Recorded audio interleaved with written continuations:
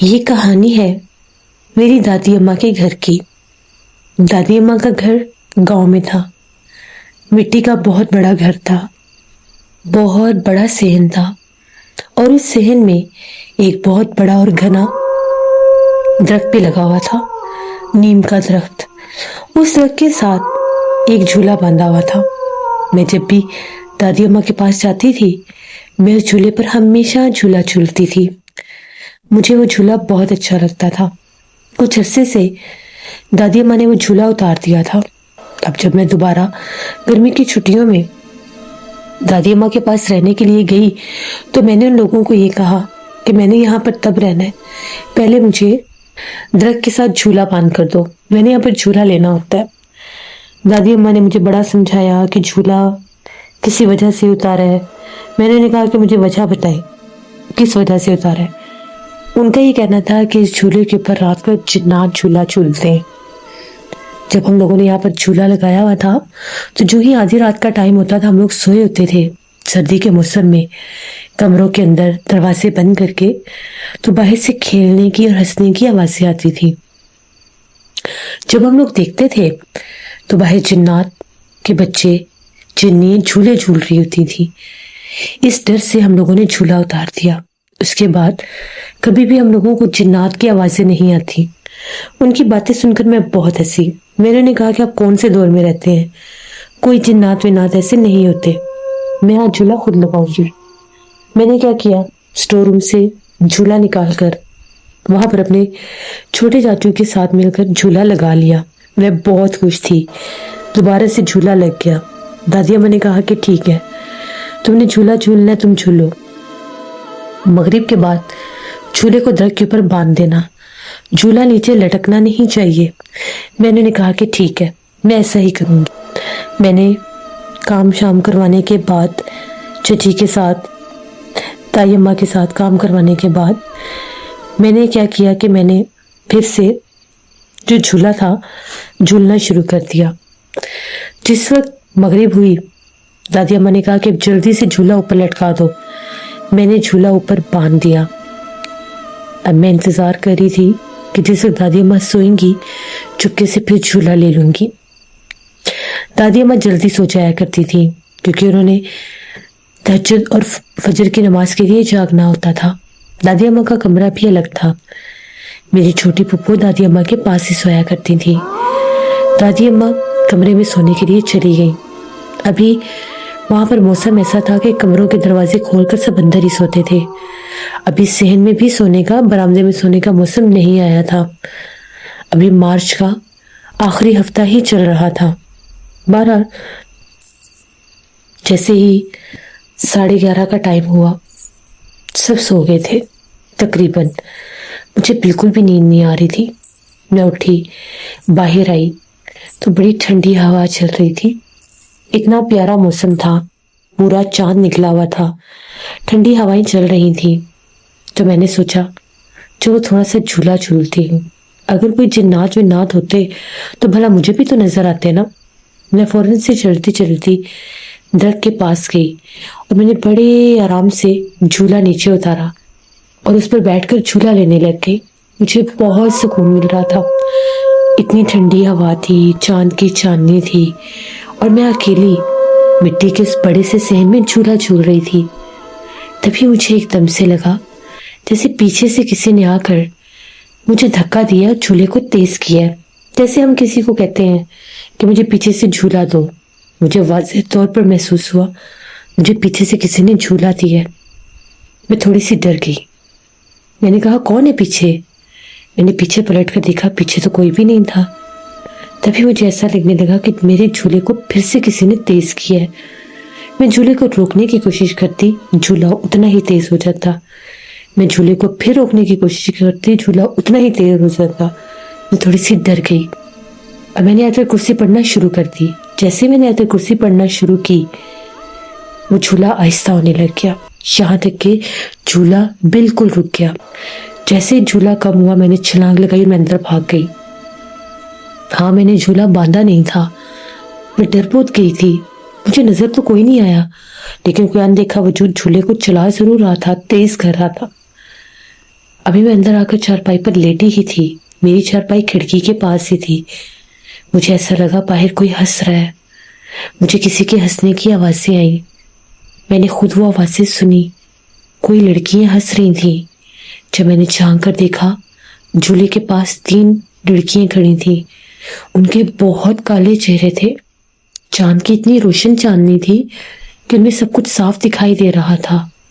उनके खौफनाक चेहरे थे। वो हंस रही थी, कहके लगा रही थी और वो झूला झूल रही थी। वो इतना ऊंचा झूला झूलती फिर झूला नीचे आता, इतना ऊंचा झूला झूलती फिर नीचे आता। ये सब देखकर मेरी तो जान निकल रही थी। मैं खौफ से थर थर कांप रही थी। आधी रात तक ये काम चलता रहा। जिस वक्त फजर की अजान हुई, तब जाकर कहीं वो झूला झूलने की और उनकी हंसी की आवाजें बंद हुई।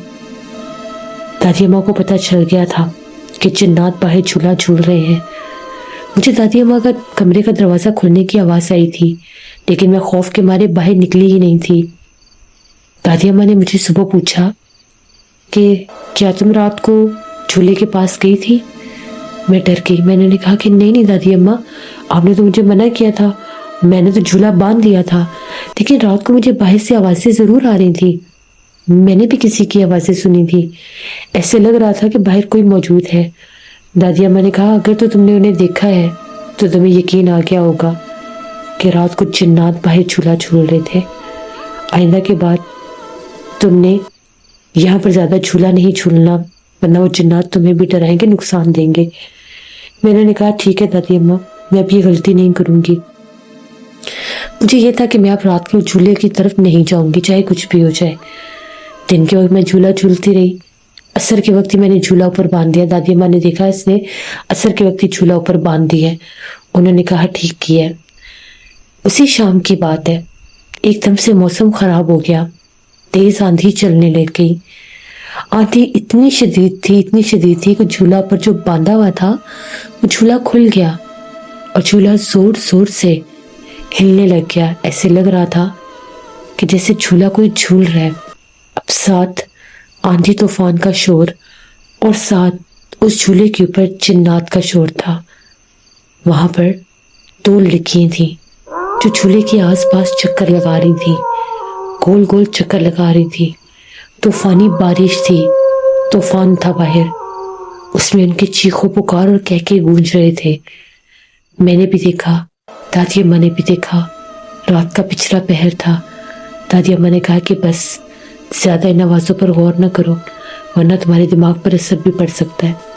कोई भी नौजवान लड़की अगर जिन्नात की आवाजें सुने, चीखों पुकार सुने, तो उसके दिमाग पर असर हो जाता है।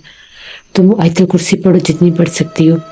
दादी अम्मा ने बुलंद आवाज में बैठकर आयतल कुर्सी पढ़ना शुरू कर दी।